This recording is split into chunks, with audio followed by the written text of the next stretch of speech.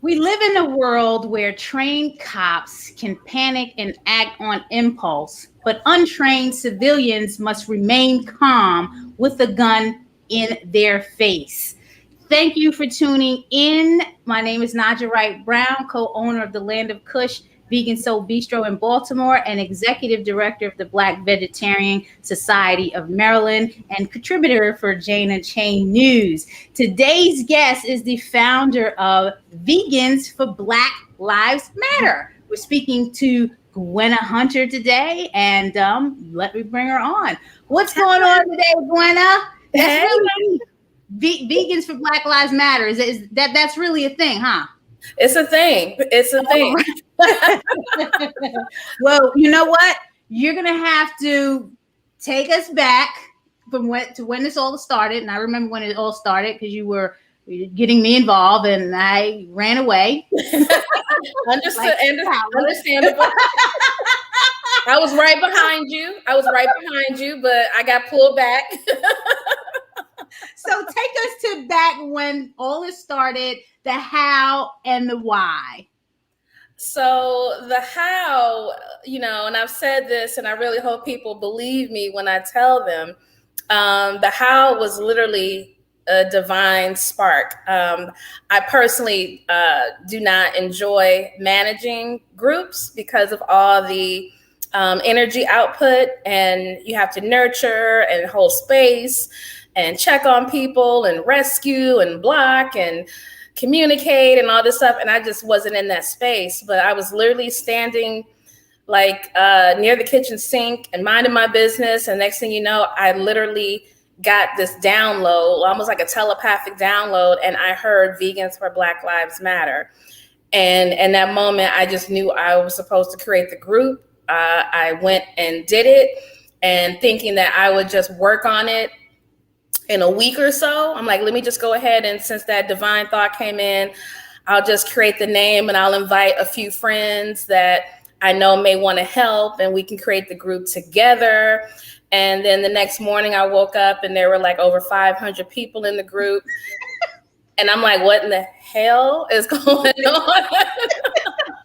I remember that. I remember that. Like it was right around time we were getting ready for I think we were going to be doing the plant powered Kamala or something like that. I was involved with something, and I was like, Gwenna, what in the world is going on here? Like this is beyond my capacity. I really can't get involved right now. Bye-bye. I was like, no, wait, what? Wait, where you go? Tell me something. How was the initiative initially received? So we know 500 people joined. So it was it was this passionate thing. It was after the whole George Floyd and the protesting and everything that happened. How was it initially received then with the comments, and what's going on with it now? So when the 500 people joined, I wasn't prepared for it either. I thought maybe, I could squeeze out maybe 100 people or 150, because I definitely didn't know 75 vegans that thought that Black Lives mattered. So I was shocked to see that there were 500 people in the group. And every day it kept growing by hundreds and hundreds. And I understand why you left, because it was so much output of negative energy. There was so much negative energy. And I run from negative energy. I just was like, what in the world is going on? Here's the group here. So, you got close to 5,000 members. Yeah. And so it was a lot of, on the white people side, it was so much guilt being expressed. They were attacking each other and calling each other racist and names, and people were in my inbox. Things were being reported. It was, I could barely sleep because of the notifications. And, I felt like, okay, I did this, so I need to rescue this and be in this situation. And it made me physically ill. And there were Black people that came into the group with their rage and, looking for a target, and everybody just was projecting their pain. So I understand that now, but in the beginning it was a lot, but there was just a lot of projection of pain and of guilt. And you put that in a group with animal rights people on top of it that are already empathizing with what's going on in the world, with the environment, with the animals, with diet, with health, that's a toxic combination right there. So it was very, very heavy. And I had to learn how to, even like with my own emotions, like be honest and not suppress, because that was something that I had become really good at, was like suppressing my own emotions and not wanting to project. But I also understood that projection sometimes can lead to it's almost like a detox in a sense. You just have to be mindful of how you project. So right now, what's going on with the group, I'm kind of in chill mode. I'm ready to kind of come back in and create some conversations. I have some ideas on some healing modalities and some things that I think it's a good time to express in the group. But right now, I'm letting the group kind of manage itself. There are so many people that are really good at coming in there and starting their own conversations. So it's kind of a self-led group at this point, thankfully. So I don't have to have all the pressure of, oh, let me create this, let me create this, let me create a conversation. So now it's in its, everybody's kind of doing their own thing in there. And it's right now, we have our drama where probably once every other month, there's some heated drama that goes on. But for the most part, people are learning how to talk with each other and have, difficult conversations without losing their composition losing their composition. So for folks that are first seeing this group, it's a group. So on Facebook, if you go there, it's Vegans for Black Lives Matter group. There is a page, but Gwenna has nothing to do with that Vegans for Black Lives Matter political organization page. It is the group, the close to 5,000 members, and the purpose of the group, as it says there, is to show solidarity as Vegans for Black Lives Matter and have solution-oriented conversations that inspire new thoughts. So do you consider this like a safe space? Because back last year, we had a conversation around safe spaces, Black vegan groups for our people. Is this something like that? And for those that missed that conversation, I'll post that YouTube link in the comments so that you can see what that discussion between myself, Gwenna, and a couple of other Black social groups had to say. But is this the same thing? So no, it's not a safe space. So I'm going to tell you that it's not a safe space. I'm not going to rescue you at 1:00 in the morning if somebody call you out, or if a white person talk to you and you don't like what they said and you want me to kick them out. That's not going to happen unless somebody is being very disrespectful to the Black community or disrespectful to Black Lives Matter. So And so like when you read that, you said, new thought and new ways of thinking. And for me, I am about unity and true liberation. Love who you want, be friends with who you want, work with who you want. You can be pro-Black and your best friend can be white. You know what I'm saying? So I want Black liberation to look a little bit different than how sometimes it can. Sometimes I think that means for people, and I understand, only Black this, only Black that, only date Black, only this, and I totally get it. But for me, how is that liberation?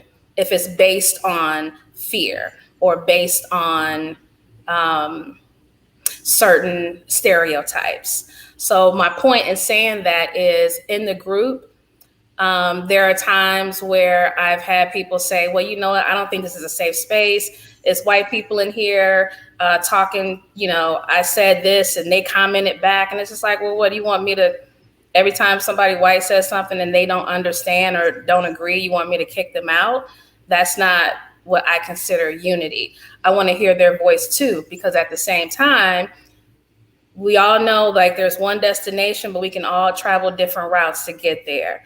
and we may not agree on which route is the safest route or the shortest route or the most comfortable. But if I feel like this person is about that destination, I want them to stay in the group. So the reason I say it's not safe, I've had people say, oh, somebody tagged me and they didn't like what I said and they called me racist, or they said that I need to pay attention and I'm out of here. And it's just like, well, get on out then. Like, I rarely ever kick anybody out of the group. It's very, very rare, because I want people to be able to speak freely and say what they want, as long as they respect the Black Lives Matter movement. Now, if you don't respect the Black Lives Matter movement, then yeah, I don't want you in the group. But if you have a different opinion on liberation, then come through. So that's why I'm not saying it's a safe space, because people's definitions of that don't jive with mine. This when I posted the announcement about this live that we were doing last night, there was the first comment that came in. Now, I don't know who this David is. He posted on the YouTube channel Naijha Speaks, and he definitely said Black lives do matter. And he expressed his feelings about veganism being a cult that abuses the cause of the animals to trick people with hearts and soul into replacing the truth of the importance of life itself with nonsense. And then continued on to say, it doesn't surprise me one bit that they are also abusing the Black Lives Matter cause too. What do you gather from that? Do you think he's misunderstanding what the Vegans for Black Lives Matter mission is? I think it might be someone that probably got involved in veganism, or is probably vegan themselves and got hurt, or didn't have someone that's vegan hurt them, or said something that, because most of us will assume that because I did when I first got involved in this, I'm like, oh wow, all these like animal loving hippies, they've got it figured out. Like, because if you love animals, then you definitely have figured out, how to love people, and you're about unity. And I realized that's what I thought too. Mm-hmm. Yeah. And so I'm like, wow, how did I get so lucky to be a part of this community? I found my tribe, and so I quickly found out that is not the case. Even to this day, that's not the case. And so, there's been many times where I've just like, I'm so done with this. Every other week I'm done with the vegan movement. I'm like, I'm out of here. I'm going to the climate change. They're nicer and they understand unity a little bit better.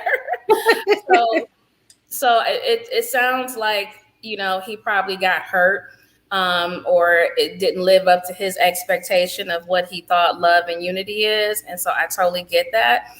But what I also have had to realize is that you can't let people create your definition for you. And you definitely can't let people, because veganism, like, that's in your heart. It's not right. Like what Jane, Tom, Dick, and Harry say it is. And just because they're moving a certain way doesn't mean that you have to, remove yourself from what the movement is. Like, you are that movement. Veganism is not a cult. It's a way of life and a way of living, and it's a lifestyle.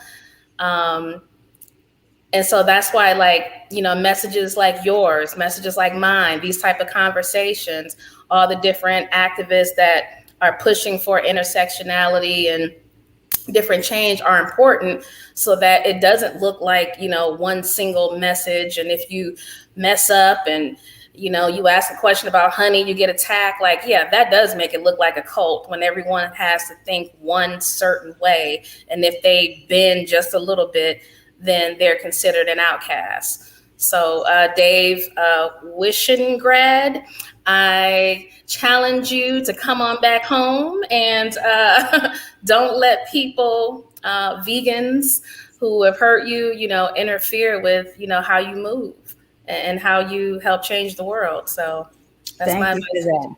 Yeah. So fast forward after the deaths of George Floyd, the killing of George Floyd in the hands of the police, the protests around the country, and then the verdict. Where are we today in the vegan movement in general, from both perspectives if you want to share what you see on through the white or mainstream vegan movement, and what do you see through the Black vegan movement? So I do think that people are definitely now more conscious of what's happening in, our reality, and have their eyes more open and believe us, and definitely are more intersectional, and it's more welcome. I still see, I think it was after the Chauvin trial. It was amazing. I won't say the word amazing. It was heartbreaking, where I saw vegans, commenting, saying, saying George Floyd, he resisted. Like, what's going on in this country? He resisted, and blah, blah, blah. And it's just like, I've always noticed this about the movement, that if an animal gets abused, or if an animal were to get shot and it was caught on camera, and say the animal lunged at a police officer and got shot, you better believe vegans would be protesting, marching. They would probably strip that man physically naked of what he did. And people would also have the empathy and say, well, the dog was probably abused. He had such a rough life, and, he wasn't going to kill him. He didn't have to kill him. Like, people understand when it's an animal, but when it's a human being, it's like, he resisted, he ran, he had a knife, he did this. And, I'm going to say this as much as I possibly can, any platform that I get: resistance does not equal death. If you resist, you do not deserve to die. If you fight back, you don't deserve to die. If you run, you don't deserve to die. If you talk back, you don't deserve to die. So I've seen so many people comment and say, oh, you shouldn't talk back, you shouldn't do this. And it's just like, what are you all saying? Like, what are you all encouraging? And do people understand what that does to the human spirit, that you have to suppress yourself and keep your mouth shut to another human being just because they have an outfit on? And so, I wish more of our fellow vegans could make that connection as well. Yeah, what's up with civil rights? And there was a time, and there's probably still a time, where they considered our people animals anyway. Aren't we all animals? So you can have that whole conversation too. So I feel where you're going with that. So thank you for sharing it. So you described that challenge in the intersection between the movements. What other challenges are we facing in the vegan and Black Lives Matter movement? Well, I think in the vegan movement, it feels like, and I'm feeling this too, like, I definitely feel like right now, I won't say right now, but in this moment, I guess that's the same thing. We're very popular in this moment, and I appreciate that, and I'm enjoying all of that. What I'm not seeing is the equity. So I'm seeing the diversity slip in. I'm seeing the inclusion start to happen. I don't really see the equity. Right.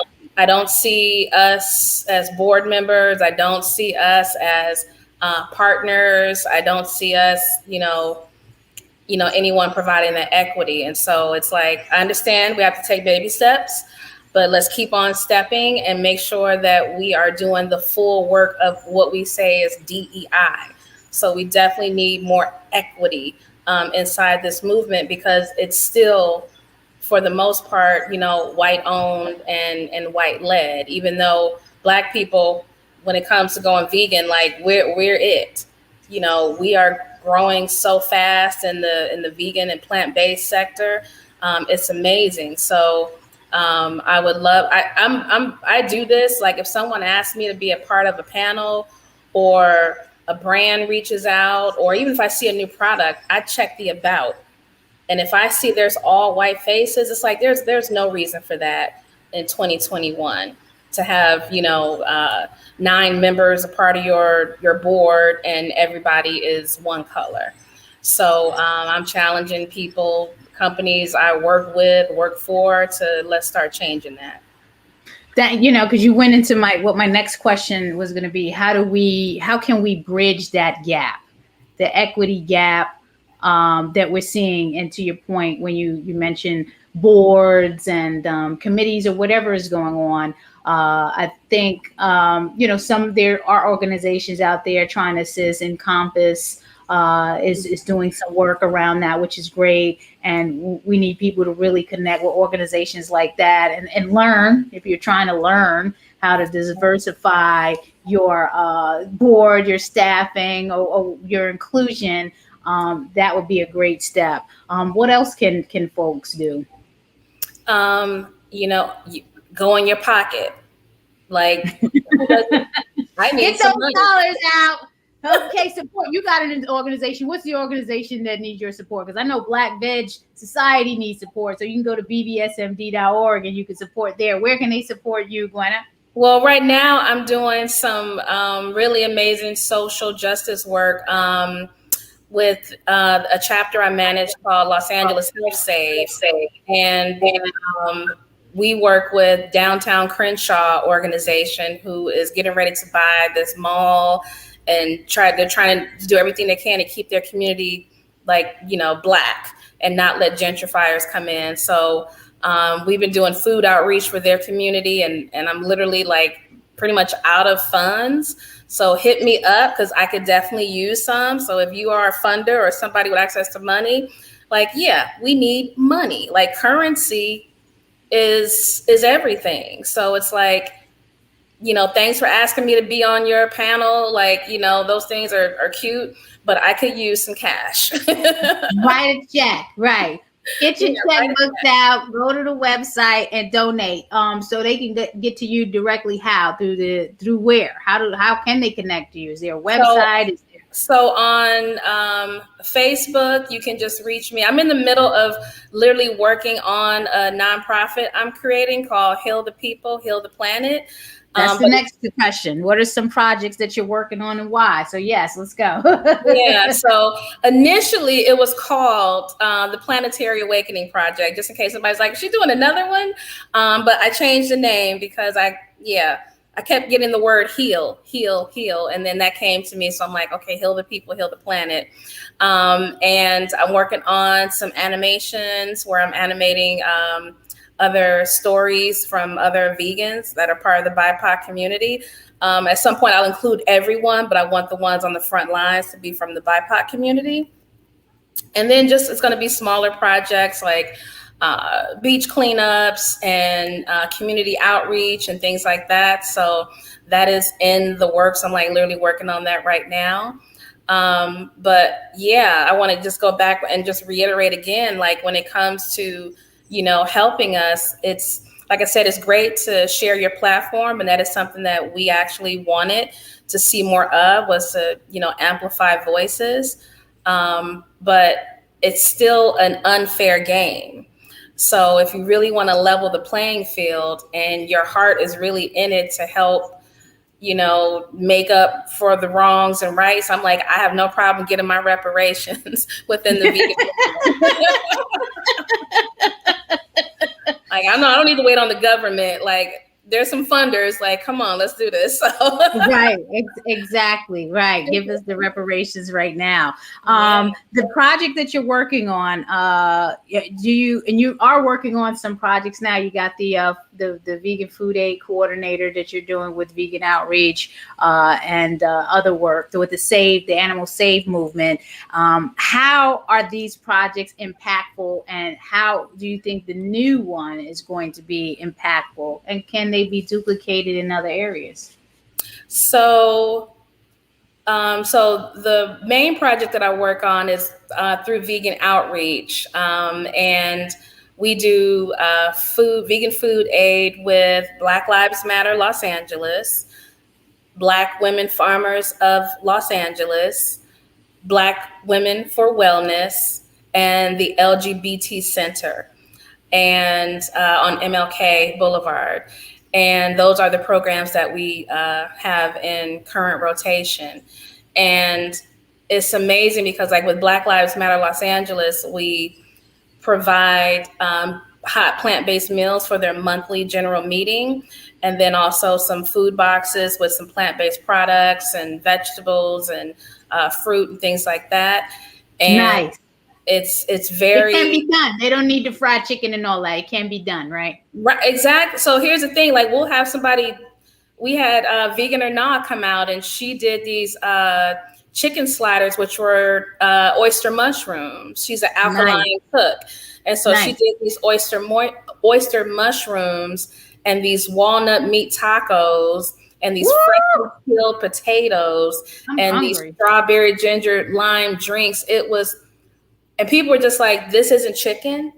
Like, no, these are mushrooms. So it's like, you know, and I get off on that. Like, that's my thank you. And that's like my high. So it's like, I wait for somebody to take a bite and I just watch their face and they're like, and I'm like, yes, you know. So I wait for the face expression and then for people to be like, this is vegan. There's no meat in this. And so that is like, that just makes my heart smile when people are just shocked that what, because that's what I always wanted. I'm like, if people just knew, because, you know, back in the day, vegan food, you know, there was no imagination in it. It was brought the processed stuff. It was rubbery and tough.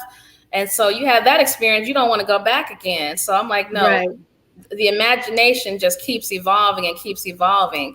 So, yeah, and that's amazing. And with Black Women for Wellness, you know, they have their own community, and it's a lot of older Black women, and they'll come back and be like, yeah, I used some of that Beyond sausage. And there was one lady that said she used to use turkey necks. She's like, I'm done with turkey necks. I'm like, cool, leave the turkey's necks alone. Just get the Beyond sausage. We don't need to eat their necks anymore. So, you know, so it's like you hear stories like that, and it's like you are making a difference in not only somebody's life, somebody's health, but, you know, hopefully there's a turkey that, you know, gets to live a long, happy life. So it's just a beautiful thing. You're helping, you help the whole thing. It doesn't matter what you're vegan for. You're vegan for the animals, for the planet, for whatever. If you're doing this work or you're involved in it in any type of way, you're helping the whole planet. So we got some people saying hi. Tina said hi. Lisa, Tom, hi. Thanks for tuning in. We appreciate you. I just want to shout out the sponsors for Naijha Speaks and the Black Veg Society of Maryland. Give it up to Welfare World, Veg Fund, Women Funders and Animal Rights, Eat for Change, Mercy for Animals, through the People's Fund, collectively, nutritionfacts.org, Jane Unchained News, and individual supporters such as yourselves that are viewing Naijha Speaks and donating at the bvsmd.org site. I appreciate you. Gwenna, where do you see yourself in the movement in 5 years? You're going to be in the movement, right? Yeah, I'll be in the movement. You won't see me on the front lines, but I'll definitely be in the movement. I'm getting tired of that, so I'm behind the scenes. In 5 years, I'll definitely be, you know, running my own company, have run it successfully, but I definitely see myself as a funder. So I definitely want to be someone that is funding this movement, particularly the Black vegans, because I don't think we get enough funding. I feel like we have to be really struggling, have a tear in our eye, you know, some paint on our face and some dirt on our jeans and, you know, get some money. Not all are like that, but for the most part, it still seems like it's a lot easier for other types of vegans to get, you know, funding thrown at them.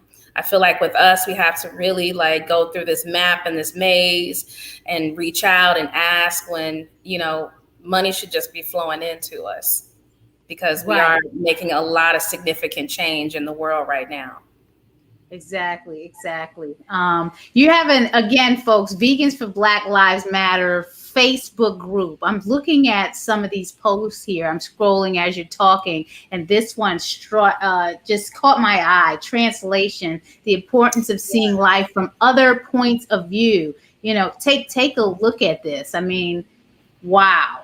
Yes, it's not. Yeah, it hits different. You look at that and you're like, there was supposed to be a series coming out kind of based on what this looks like. I don't know what's happening with it, or if it got put on the shelf or they got scared, but it was going to be a reality that where slavery started and it was in the reverse, and shows the projection of how life, would be if it was Black people that had white people as slaves.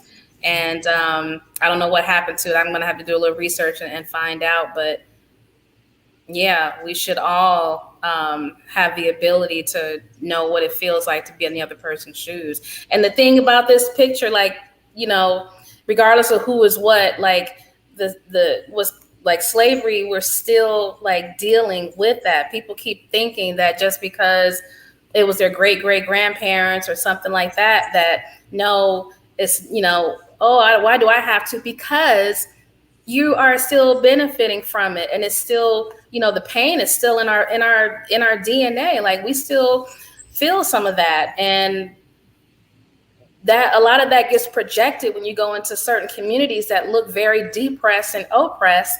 That is the projection of a lot of that. Right. But we're told to get over it. Yeah. Well, then pay us. This is pretty graphic. Yeah. Look, this is something. We birthed a nation. We really did. The ancestors birthed a nation with the breastfeeding of the children, which this is a very, like, Vegans for Black Lives Matter Facebook group. Like, this is one post that has definitely caught my eye. Look at this. Yes.